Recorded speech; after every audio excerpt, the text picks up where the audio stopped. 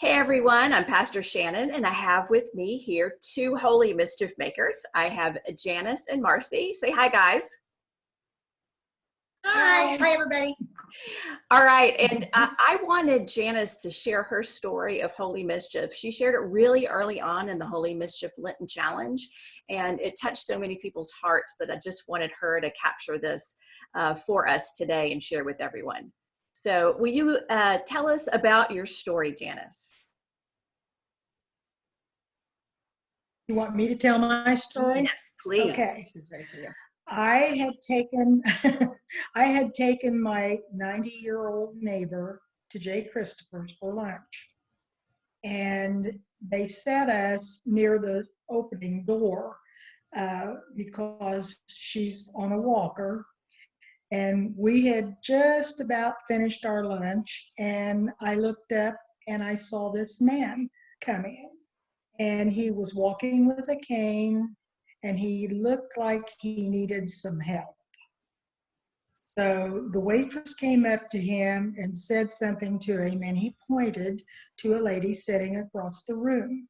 So the waitress took him there, and she took his order, and she brought him a cup of coffee. And I'm sitting there thinking, I think that I want to give him the $20 for our Lenten, And Holy Mischief. yeah, and that wasn't, I mean, if you were following it in order, that was like way down the line. Exactly. And I really hadn't given that much thought because it was way down the line.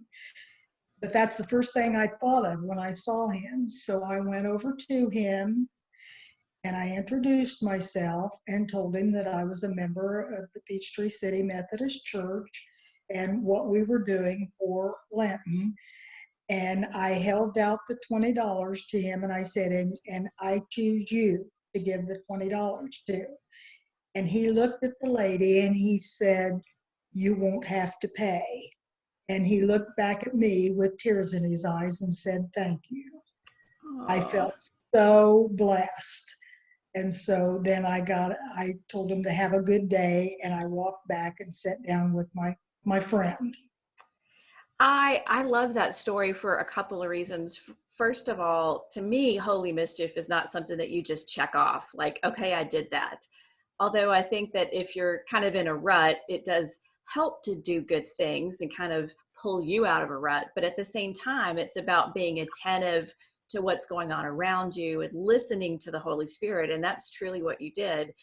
But the other part of that story, Janis, is I know what was going on that week in your life. So if you're willing to share, will you tell everyone kind of what was going on around you during that time?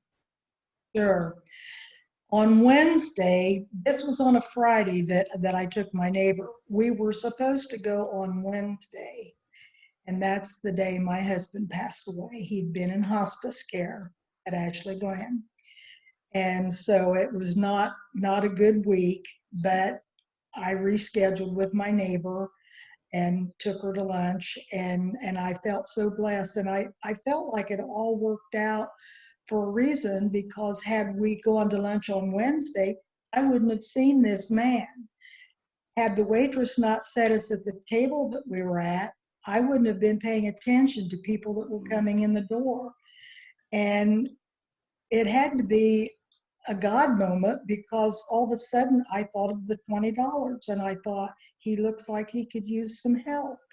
And I just felt so blessed. Well, I get chills hearing that story again, because you're in the middle of grief and you're still listening to Holy Spirit and allowing God to work through you. And I think that it not only spoke to that man, but it speaks to an entire congregation. So I remember Wednesday was the start of that challenge, and that was the day of fasting. Marcy is Janis's daughter, and I remember, I don't know if I got a text or if she had posted on Facebook something about, this is a horrible day to begin fasting. And I thought, girl, you are exempt today. Your dad just passed away. Like, you can go eat all the chocolate. And yet you were still doing the challenges on a daily basis. And it was hard, and yet you were persevering. So I just want you to tell everyone what you told me in a text a couple days ago about how these challenges made you feel. Well, speaking on that Wednesday, because it was the first day, I woke up deciding I was going to try to follow the challenge day by day as the list said. And I knew that that wouldn't always work. But I thought, okay, we're going to get the really hard one out of the way because I like to eat.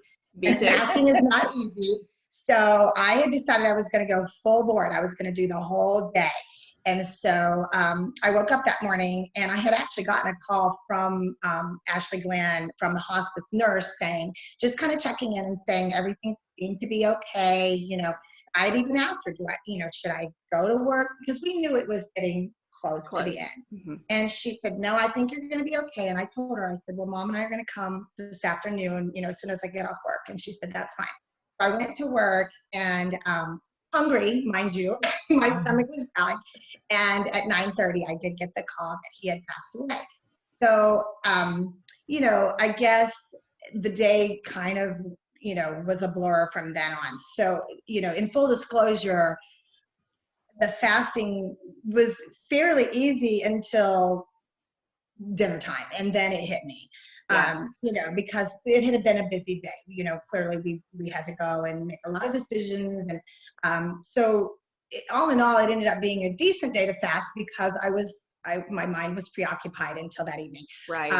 Then I crashed. Yeah. I still went for it. I thought I'd made it this far, and so I'm going to. But then it got hard because I did want the chocolate and I did want to soothe myself and all. Right. But right. I stuck with it. So, but no, the text I sent you the other day was, I think it was maybe about reading to my class and doing things. I don't really think of that as Holy Mischief.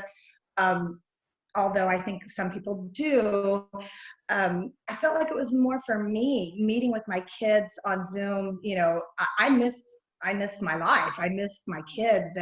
And so doing the things that maybe others might consider Holy Mischief, I felt like in a way, it was really as much for me as it was for my kids. And that's the text I sent you. Yeah. But I felt kind of funny because I feel like when you complimented me on Holy Mischief, I felt a little selfish in that sense because I feel like I was getting the blessings as well as, my kids and their parents and all of that. So Right. I appreciated you calling me or texting me back and saying, that's part of it. So it made me feel better. So there is a psychology behind doing good in the world. Altruism has a psychological health benefit to your mental and physical health. And people who do good, who volunteer, who do things for others, get a benefit as well and get a hormonal boost of dopamine where they feel connected, they feel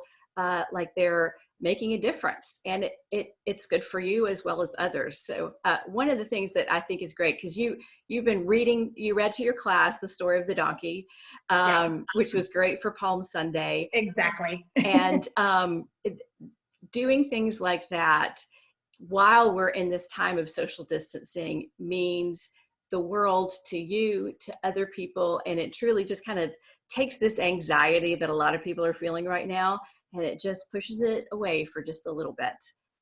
So we need more Holy Mischief. Our challenge might be done as far as Lent goes, but I'm seeing beautiful and wonderful things that are happening now just very organically. So I'm excited about that.